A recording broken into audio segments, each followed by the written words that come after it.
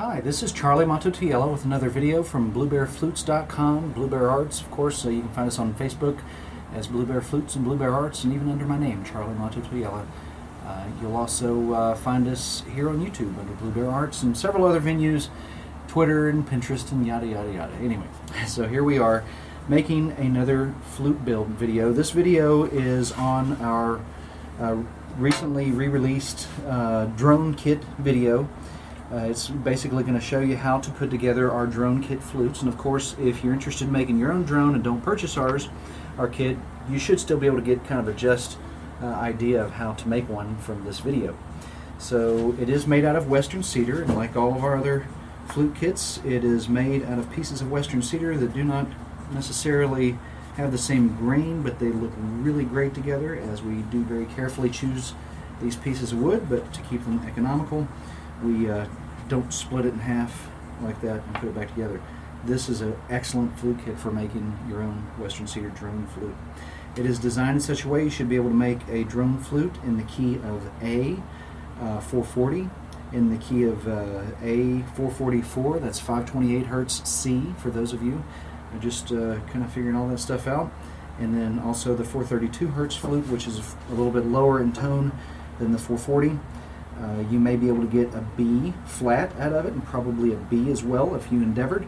And if you wanted to, I'll show you how to tune this guy the traditional way, so that you can come up with a traditionally tuned instrument that may be probably around A flattish, which is somewhere close to A at 432. My gosh, this stuff gets really intense sometimes, doesn't it? Anyway, so I just wanted to give you some tips on how to put this guy together to help you out when you get it. It comes with these two halves here, a block that fits nicely and neatly on top, a couple of pieces of sandpaper, and though it is usually black, sometimes varying color, of leather lace, and about a yard or so of that, which is way more than what you're going to need. And you'll notice too that this one not only has the fingerings burned out in it, but I have also taken the liberty of making a track area for you. Now, this isn't something I'm going to start doing on our typical western cedar flute kits, but on this particular kit I think it helps out a great deal, because number one, of course, you have to have this very flat, and we'll talk about that in a minute, and then number two, keeping these both the same depth and the same thickness and distance and all that kind of stuff is something I've gotten very good at, I would like to say, at this time. And I thought it might help you guys out a little bit too. Of course, it is a little bit more expensive than our regular flute kits, but I think that it'll turn out really great for you. Anyway, the first thing we're going to do, any type of glue. You can use anything from Elmer's glue to, this is Tight Bond, which is what I usually use here in the shop. You can even so much as use super glue if you decided you wanted to. And forgive me for holding this thing up in my hands like I do. I just always do it that way.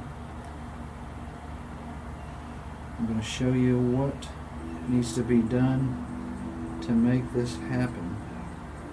And then I'm going to show you something that you don't want to make a mistake of. Let's see here. So, just like our other flute kit, if you want to, I would recommend it really. You could come in here with some sandpaper and sand on the inside. Don't sand this area, it's already been sanded smooth for you, but sand on the inside here to get all that roughness down. That helps make the flute sound much more clear, and of course makes the air travel through it thoroughly. And when I use a non-toxic glue like this right here, one thing I like to do is go back with my finger and smooth it out. And get this guy so that all the glue is about the same thickness across the flute. It does help keep it from squirting out whenever you put the pieces together. Having a little bit squirt out is not a problem. Too much glue can cause some really unusual things to happen in there. So I think I've got a rag right here I'm going to use to wipe some of my glue on. There we go. And there's a little bit dripping down inside of my flute. You don't want to let that happen. If you notice too, this may be a good teaching tool for many of you, as I have gone ahead and burned out the inside here to make the air travel very fluid and smoothly through the flute once you get it going. One other thing that you may want to consider before you put this guy together is how you're going to make the mouthpiece.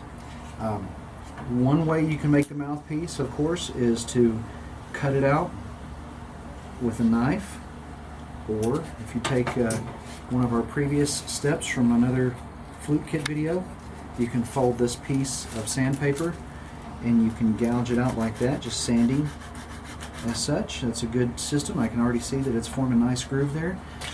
The way that I'm going to do it, because once again here in the shop I do have drills and everything on hand, I'm going to glue it together and then I'm going to drill out the inside of it. So this part of the procedure, pretty much just make sure you've got glue covering all of the surface where it's going to touch this. If you do decide to do something crazy and use some super glue or crazy glue or any type of cyan-acrylic, fast bonding, quick drying glue, you know, we're talking like 1 minute drying time type stuff. If you do that, number one, make sure you're safe. Pay attention to all precautions on the package. Well ventilation, goggles, mask if necessary, whatever it takes to do that. And then make sure that you don't allow it to dry. I've let this glue sit here for a couple of minutes, whereas if that were some type of super glue or cyan-acrylic glue, it would probably dried already. So know what it is you're working with. I recommend something that dries a little bit more slowly. I'm going to put this guy together like this. Make sure that your area where your air reservoir there is located, make sure that they line up with this one. You want to glue it together backwards. That'd be a bad thing. But, so we're going to put this guy together like this, and then, let's see, we're going to push it down just a little bit. Like I said, we have some glue squirting out. That's a good thing. That guarantees a nice seal. And the next thing we're going to do is lay a piece of leather underneath of it. I think, so I might wrap it around and double it there. Actually, at this point, I think that's almost quadrupling it. But it doesn't matter. We're just going to do this and kind of tie it gently. You can use rubber bands for this procedure. I would recommend rubber bands, probably the best thing. You can use clamps if you're careful. However, I would recommend using a clamp with a big base plate. Like these guys have a really big base. That will keep it from cracking the flute by pushing inwards on the middle of a hollow area too much. That's why really tying it for this particular flute build is probably going to be best. And I'll show you my little tying technique there in just a second. Let's go ahead and tie the mouthpiece area. And I think I'm going to wrap it a couple of times there. If you noticed, I was actually taking care, not that it's necessary, but when wrapping leather especially, I know how tight I can tie the leather lace here. When wrapping that, I'm careful not to allow it to twist or roll so that it's all flat, just as if I were tying a flute block on, like you may have seen some of our other videos. So the reason that I wrap it like that is, number one, it's a lot stronger that way, and of course number two, it keeps it from putting gouges inside of the wood. You don't want any gouges or any kind of cuts or indentations to show up in your pretty flute that you're trying to make. Next, we want to look inside. These flute kits are made such that they should line up where you have a circle here and a circle there. If you look, and I know so many people are very, let's see, what's the nice way of saying nitpicky? Very careful. Yeah, that's it. Very careful. There's a slight gap of overhang here. That's okay. That's not a problem. It will produce a beautiful flute, and that slight gap there is no more than a 32nd of an inch, which is way within any margin of error, I think. So we're going to wrap this guy around here a couple of 3 times maybe, tie it on the back side, front side, doesn't really matter. Once again, rubber bands, probably a better solution for this. But I'm using what I have here in the shop, which is what I recommend all of you to do, is use whatever you've got on hand. You could use string. Keep in mind this is a very soft wood. Soft wood does equal very mellow and beautiful sound. Softwood also is a little bit easier to work than hardwood, which any of you are doing the math right now, you may wonder why does our flute prices are so reasonable. It's because most of the flutes that I offer are made out of softwoods, and they're great for beginners. which is what we shoot for. Of course, myself, I've been playing, making flutes for 28 years, and I personally prefer to play Western cedar flutes. But it's all good, as they say. There we go. So, I've tied 4 pieces of leather on. You may decide it needs to have more or less or what have you.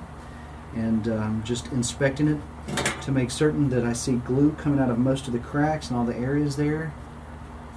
Looking for any possible air leaks, which it looks like. I don't know if you can see it in the video very well. There's a gap right here that may have an air leak. So I'm going to squish it with my fingers and see if any glue comes out. And it does not. So I'm taking for granted that's probably not a problem. And if it is, we can find a solution later if necessary. Probably not going to be a problem though. So we'll just let this guy dry maybe an hour or two, and after that we'll go ahead and finish the build. Pretty simple so far though, I think. Definitely a very easy flute kit to put together, and I know that you're going to enjoy the product in the end, because this is the same flute kit pieces that we use to make our drum flutes with, FYI. So anyway, we'll come back in just a minute and finish this guy up.